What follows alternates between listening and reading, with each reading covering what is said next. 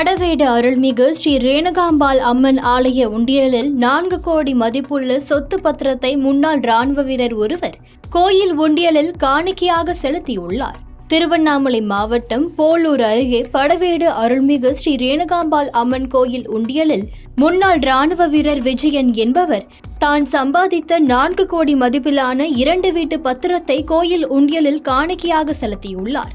தனது மனைவி கஸ்தூரி மற்றும் மைத்துனர்கள் ஆகியோர் கோயில் உண்டியலில் சொத்து பத்திரத்தை காணிக்கையாக செலுத்தியதால் தனக்கு கொலை மிரட்டல் விடுவதாக குற்றச்சாட்டை முன்வைத்துள்ளார். முன்னாள் ராணுவ வீரர் விஜயன் என்பவருக்கு மனைவி கஸ்தூரி மற்றும் சுபலட்சுமி, ராஜலட்சுமி என்ற 2 மகள்கள் உள்ளனர். தற்போது இந்து சமய அறநிலைத்துறை அதிகாரிகள் முன்னிலையில் கோயில் ஆய்வாளர் சிலம்பரசன் தலைமையில் கோயில் உண்டியல் திறந்து காணிக்கை என்னும் பணி நடைபெற்று வந்தது. இதில் உண்டியலில் விஜயன் அவர்கள் காணிக்கையாக செலுத்திய வீட்டு பத்திரமும் உள்ளதால் பரபரப்பு நிலவுகிறது. கோவில் உண்டியல் என்னும் இடத்தில் விஜயனின் மனைவி, மகள்கள் குடும்பத்துடன் அங்கு காத்து கிடப்பதால் பெரும் பரபரப்பு ஏற்பட்டுள்ளது. மேலும் இந்த சம்பவத்தில் சொத்து பத்திரம் கோவிலுக்கு சேர வேண்டும் என்று பக்தர்கள் விருப்பம் தெரிவித்துள்ளனர் என்பது குறிப்பிடத்தக்கது.